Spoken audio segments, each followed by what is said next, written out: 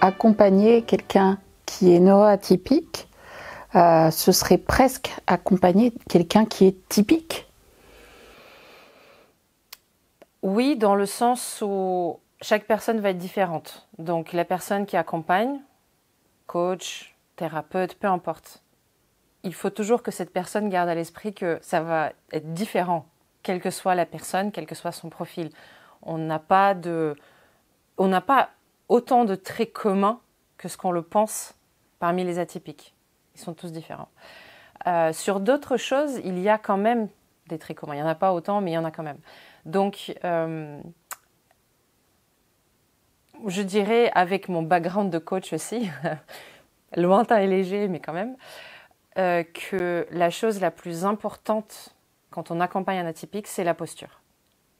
C'est pas la méthode, c'est pas est-ce qu'on est soi-même atypique ou pas, c'est la posture. Qu'est-ce qui doit changer dans la posture? Qu'est-ce qui change ou pas d'ailleurs?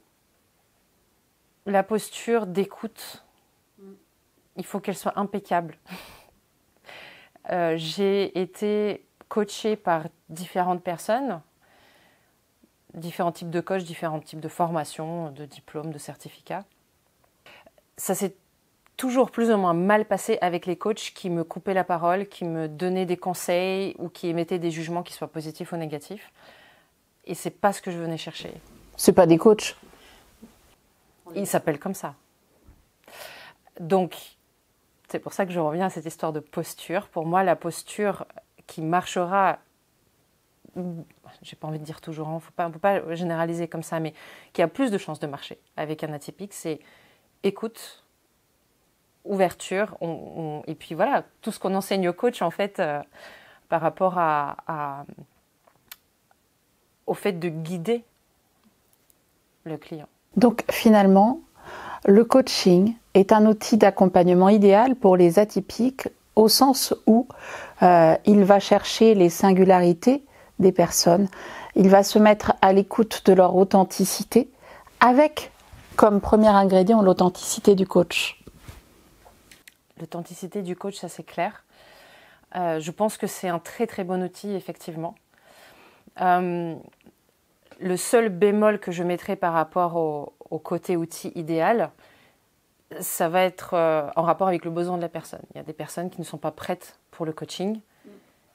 Dans ce cas-là, il leur faut un psychologue ou un autre type d'accompagnant. On est bien d'accord avec ça. Je suis entièrement d'accord avec toi. Et c'est même prescrit dans notre code de déontologie. On a une parfaite complémentarité des postures entre tous les métiers de l'accompagnement finalement. Oui. Alors, est-ce que tu as eu des surprises en travaillant sur ce thème des atypiques dans le monde de l'entreprise?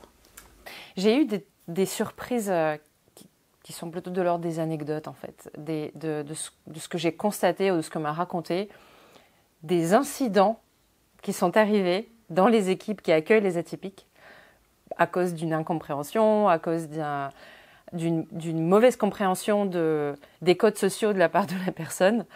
Il y a des fois c'était un peu grave, mais d'autres fois c'était plutôt innocent, sans trop d'impact et assez attendrissant en fait, assez drôle aussi.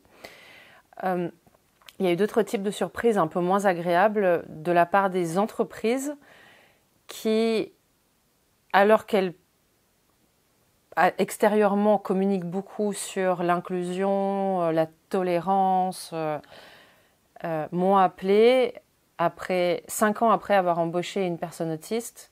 J'ai découvert en arrivant qu'en fait rien n'avait été fait il y a 5 ans et que la personne était sur le point d'être licenciée parce que tout le monde avait été laissé à l'abandon.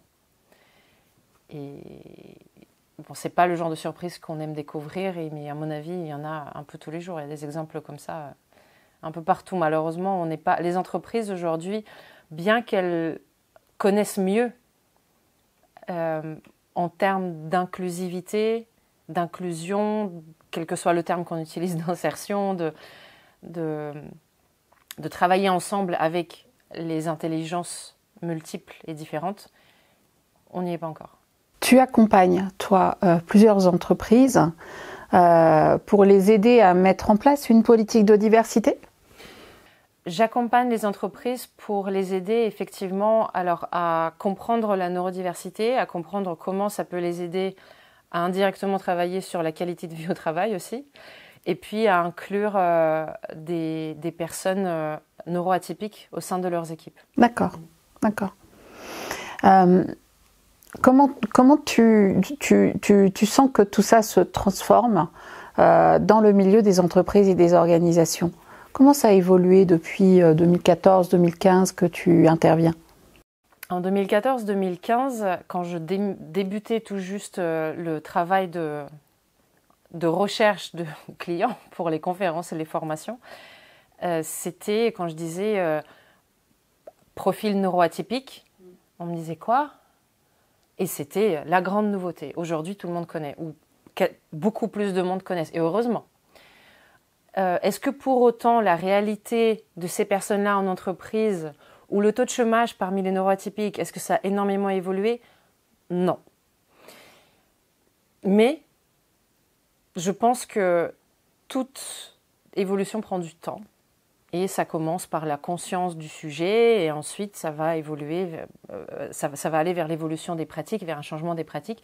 Aujourd'hui, il y a quand même des groupes internes au sein des entreprises qui se créent pour parler de la neurodiversité, alors soit dans son ensemble, soit des profils particuliers selon les entreprises. Il y a quand même, le sujet est pris en main, par exemple les responsables qui prennent en main les sujets au sein des entreprises se sentent beaucoup plus concernés, parce que l'enfant a été détecté tel profil ou tel autre profil, parce que la personne elle-même, elle a déjà entendu, ou alors elle-même, elle est concernée. Donc, il commence à pousser beaucoup plus le sujet en interne. C'est le début, voilà. Moi, je dirais que c'est le début et c'est OK. Je ne suis pas en colère parce que ça n'a pas plus avancé. Je dis ça parce qu'il y en a beaucoup qui le sont. Pour moi, c'est un début et c'est déjà bien. Il ne faut pas s'arrêter là, surtout pas.